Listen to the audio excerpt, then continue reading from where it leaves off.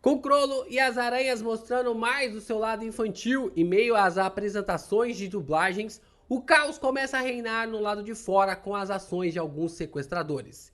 E a dor do sumiço de uma garota marcará a vida de todos eles para sempre, mostrando ao mundo o terror do que é mexer com crianças que são protegidas por aqueles que são conhecidos como membros da trupe fantasma.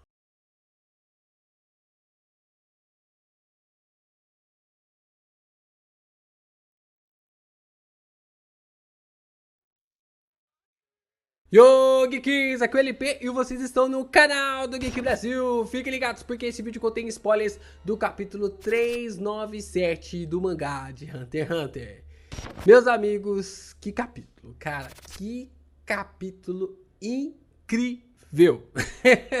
O Togashi, ele não dá tempo nem de xingar ele, cara, porque por mais que ele tenha quebrado todas as nossas teorias, ele construiu um capítulo inacreditável. Essa apresentação das aranhas, essa apresentação realmente da trupe, cara, tá incrível. A gente vai falar sobre isso logo depois de você deixar o seu like. Se inscreve aqui no canal, ajuda a gente a bater nossa meta de 100 mil inscritos e compartilha esse vídeo também, porque tem muita coisa legal pra gente falar de Hunter x Hunter por aqui ainda. Vamos lá, né? Começamos esse capítulo com o anúncio de uma apresentação especial da trupe.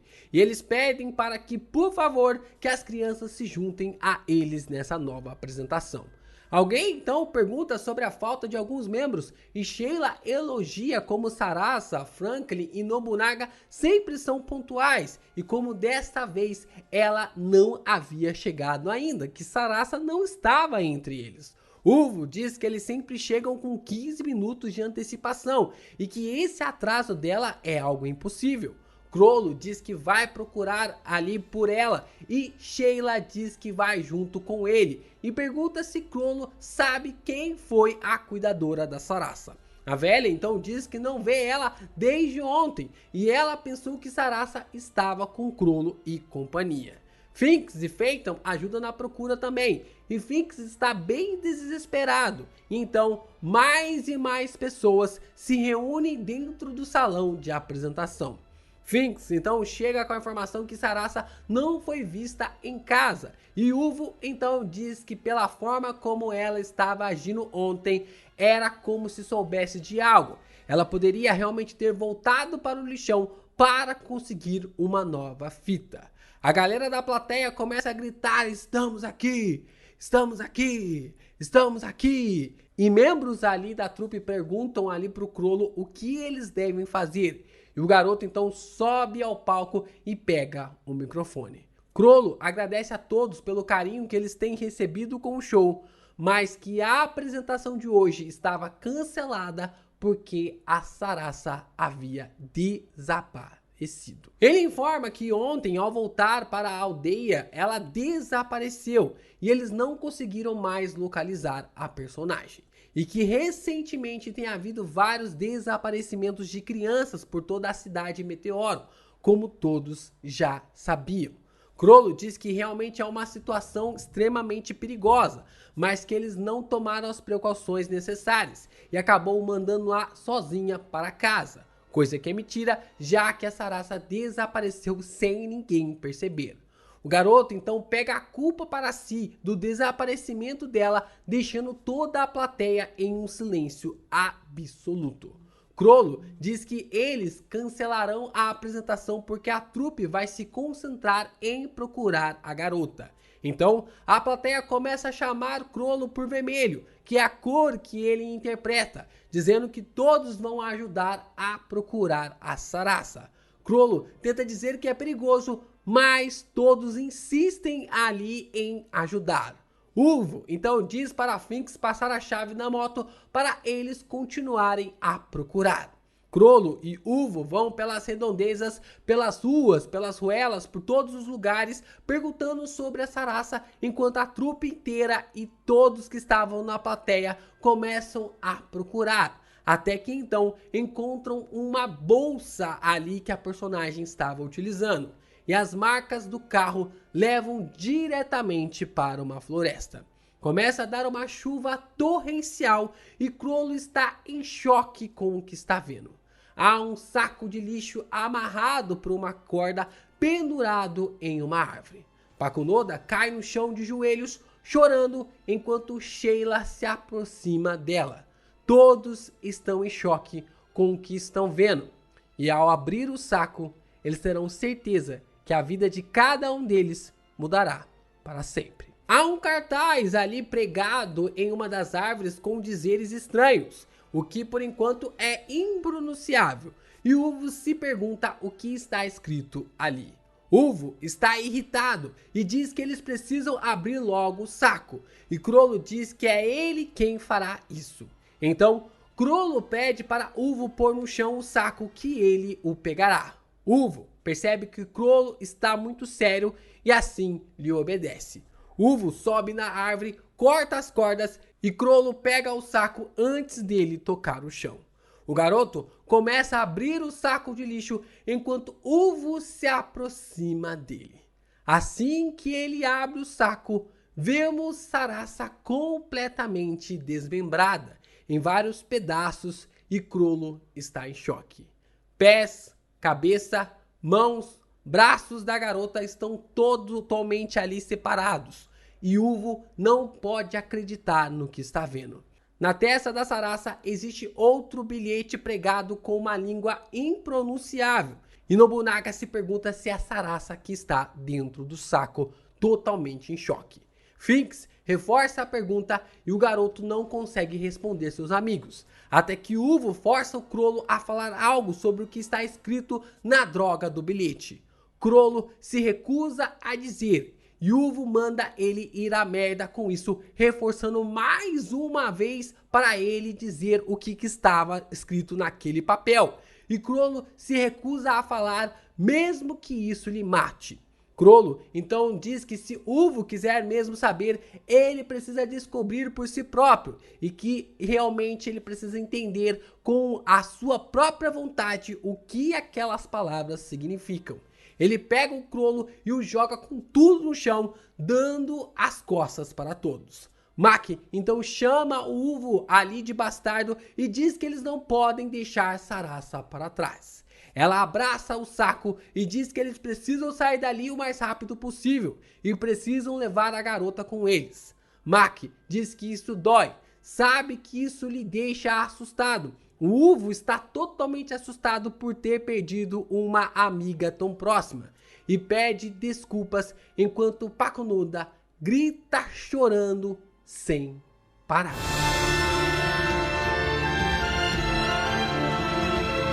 Rapaz, é nesse momento que a gente começa a perceber a genialidade do Togashi, né? É nesse momento que a gente consegue ver como esse autor, ele é incrível, porque depois de todos esses tempos, depois de todos esses anos, ele ainda consegue quebrar todas as teorias. Desde que a Sarasa era a garota popstar na qual o Kurapika tinha conseguido ali a mecha do cabelo para entrar no clã Nostrade, até mesmo a teoria do paralelo ali do Crollo com o Sensui, que foi realmente pro saco neste capítulo também, né? O pessoal tava falando sobre a fita ou coisa do tipo. Então, até mesmo eu fui reler ali o capítulo que tem como origem, né, a história do Kurapika, em busca para saber se o idioma era parecido, mas nem nessa carta, nem nas cartas ali que aparecem no capítulo, a gente pode observar os mesmos caracteres. Então, o Togashi, ele é o destruidor de teorias e, cara, que forma incrível de você narrar, né? Que forma incrível de você mostrar a origem ali de um grupo na qual a gente enxergava como vilão, mas a partir de agora, a partir desse momento, a gente vai torcer para que eles consigam queimar literalmente o mundo inteiro em busca de vingança pela sua amiga. A chuva passa, o dia nasce e a igreja se enche de flores e podemos ver um caixão em volta de várias crianças. Elas comentam que parece que Sarasa ainda está viva, então alguém diz que é uma técnica de embalsamento.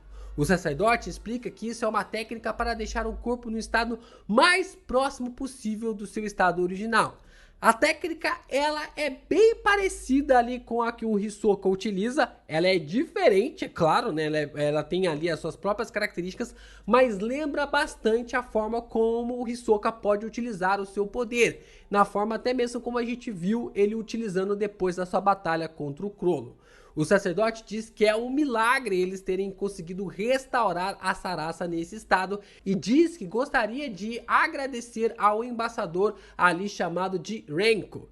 Ela saúda a todos, mas fica meio que para baixo com a morte da garotinha, enquanto os membros da trupe colocam presentes no caixão da Sarasa.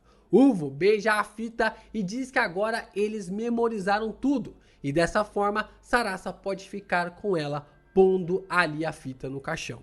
Maki então vai à direção a Renko e lhe chama. Ela pergunta se pode aprender também a embalsamar e a garota lhe responde que isso é impossível, que aquilo não era uma habilidade simples, mas sim uma habilidade especial. E Maki pergunta que habilidade é essa e pergunta também se tem a ver com o corpo ali da Renko ser tão quente. E a gente já começa a perceber ali que a galera da trupe já tá começando a sentir um pouco mais da aura relacionado ao Nen.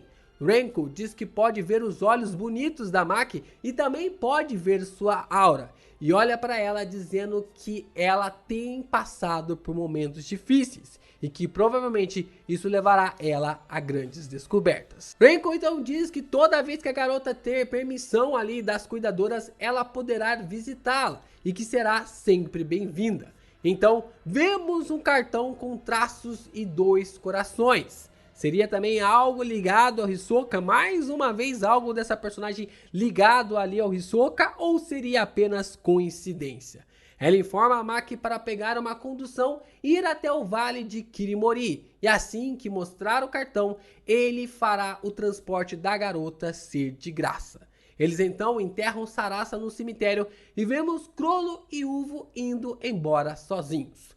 Chrollo pergunta a Uvo se todos podem esperar por ele por 3 anos e que nesse tempo ele já terá tudo em ordem quando ele completar 14 anos. O garoto diz que terá seu próprio poder e assim começará sua vingança pelo que fizeram com Sarasa.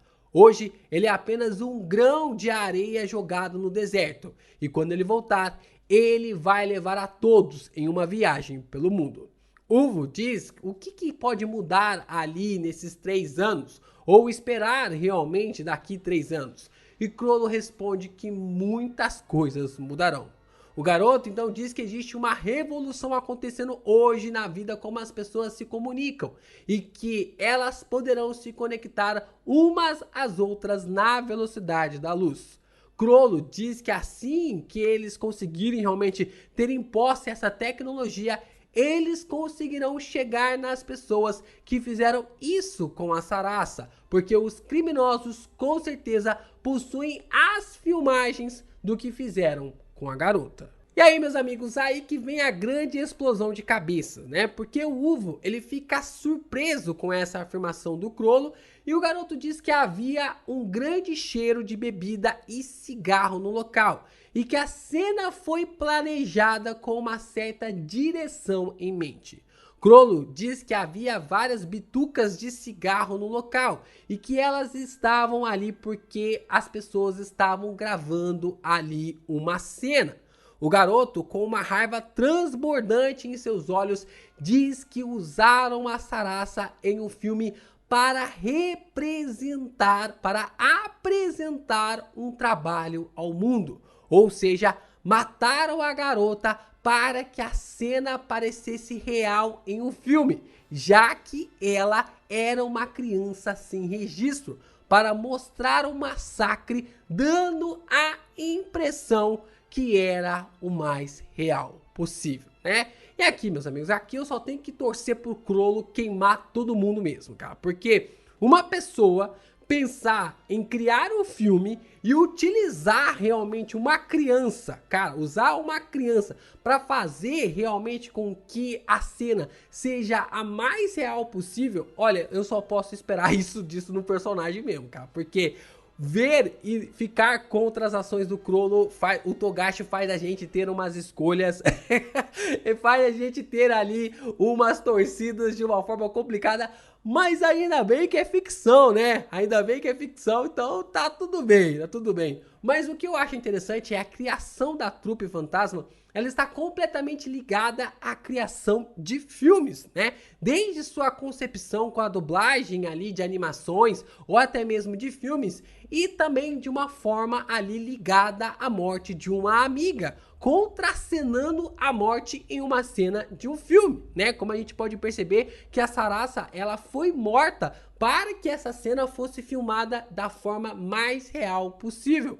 Tudo leva ainda mais as ideias fantásticas do porquê o nome da Trupe Fantasma, da forma como eles agem como um grupo fantasma movendo as peças pelo mundo, né? Como se eles fossem realmente grandes atores, né? Porque a gente sabe quem eles são de verdade, mas a forma ali que eles agem como assassinos é como se eles fossem grandes atores e que tudo não passa de uma grande atuação. Isso tá ficando incrível, o Togashi tá conseguindo passar uma mensagem muito incrível sobre a criação da trupe, de que eles são apenas ali, né, de que eles acabam sendo apenas um grupo de teatro e que todos são crianças, entre aspas, inocentes, mas ao mesmo tempo aplicando a justiça pelos seus olhos. Chrollo diz que no mundo existem regras, mas para que esses meios continuem brilhando, ainda existem esses tipos de pessoas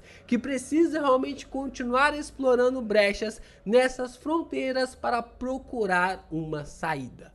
O garoto pensa em tudo. Nesses 3 anos, ele criará um sistema onde a polícia não conseguirá rastrear eles e outras pessoas então os procurarão. Shaunark então diz que o Chrollo tem razão e que isso fará com que ele crie algo aonde pessoas do submundo os procurarão. E assim ele conseguirá encontrar ali as pessoas que executaram a Sarasa e fazer com que elas morram definitivamente. E então o garoto diz que os ajudará, que ele o ajudará com isso. Shaunark então diz que em 3 anos todos se prepararão para isso, com a chegada ali de quase todos os membros da trupe. O garoto loiro continua dizendo que eles terão que trabalhar muito para chegar perto do culpado, e Chrollo diz que ainda precisará de algo extremamente importante. Mas antes do Chrollo revelar para nós sobre esse algo importante, nesse momento vemos a Sheila não participando da conversa deles e indo para outro lugar, né? Então já deixa uma mensagem clara para nós de que pelo menos nesse ciclo inicial da Trupe Fantasma, a Sheila não faz parte. Essa conexão ali com o Kurapika pode ser até mesmo algo à parte, que vale até mesmo um vídeo pra gente comentar sobre isso. E aí então, o Chrollo continua dizendo que eles precisam acabar com os incidentes de crianças mortas na cidade Meteoro. E Chrollo está pronto para dedicar a sua vida inteira a essa causa, e por isso que em 3 anos ele estará pronto. Ele diz que matará muitas pessoas e que a Sarasa nunca iria querer algo assim para ele. Mas se em algum lugar do universo eles puderem se encontrar, ele vai se curvar e pedir desculpas diretamente para ela. Mas ainda nessa vida, ele não poderia realmente ficar conformado em deixar pessoas assim vivas, né? E de que ele simplesmente vai cumprir e fazer com que a sua vontade seja a verdadeira justiça. Que ele não pode acreditar que o sistema jurídico pode ser simplesmente a penalidade para essas pessoas. Ele não consegue se imaginar fazendo isso, a não ser com a mão no pescoço dos seus algozes. Chrollo diz que vai viver o resto da sua vida como um vilão na qual o mundo inteiro temerá. Ele diz que fará com que o mundo todo trema e nunca sequer pense em se aproximar de Meteor City mais uma vez, e que ele mesmo é quem vai proteger essa cidade. Chrollo então pergunta quem irá seguir ele, e então todos levantam a mão e Uvo diz que Chrollo é o cabeça da trupe, e se ele é o chefe, logo todos o seguirão, até o dia de suas mortes. Caraca, obrigado Togashi, obrigado. Que origem de vilão, cara, que origem de vilão, que origem de história, que origem de grupo, caraca, ele conseguiu fazer, cara, eu me apegar a Uvo. Se eu reler Hunter x Hunter novamente, cara, eu vou olhar pra esse personagem de uma forma inacreditável, eu vou olhar pra Pakunoda de uma forma realmente ali totalmente diferente. E cara, olha que situação incrível, cara. Olha, realmente, cara, obrigado, Togashi, por você ter entregado uma história tão incrível, ter voltado desse hiato, ficado 4 anos, não sei se você ficou aí esse tempo todo pensando nessa parte, mas, cara, se ficou, muito obrigado, porque, velho, realmente foi uma situação incrível e a forma como tudo isso foi construído deixa a situação ainda melhor. E olha só, né? Por mais que a gente acredite que ele quebrou todas as nossas teorias, a Sarasa ainda pode estar viva na história. Lembrando que o Nen pode ser usado de várias formas, inclusive de uma maneira para enganar outras pessoas. E aqui nós estávamos falando de garotos com a mente completamente destruída. E o próprio Chrollo diz que se ele tiver a oportunidade de encontrar a Sarasa algum dia ainda, a gente sabe realmente que ele pediria desculpas. Isso seria uma forma de quebrar o personagem mais um pouquinho. E temos pistas ainda da Sarasa viva, né? Tem um conceito, realmente, tem nomes da personagem espalhados por outras sagas por aí, participantes ali de outras sagas. Isso é importante pra gente colocar em mente de que o Togashi pode estar nos ludibriando, né? O Nen, ele serve pra isso, pra nos enganar, e por mais realmente que a gente tenha sofrido, eu ainda tenho uma pequena esperança de que a personagem esteja viva. Chrollo fica com seus olhos cheios de lágrimas ao receber o apoio de todos, e então temos o time skip de 3 anos, com o jovem retornando ali para a trupe. Todos se reúnem à sua volta e o olhar de Chrollo está totalmente frio e calculista. Então sobe a mensagem do editor dizendo que finalmente a trupe havia nascido, e em chamas o capítulo termina.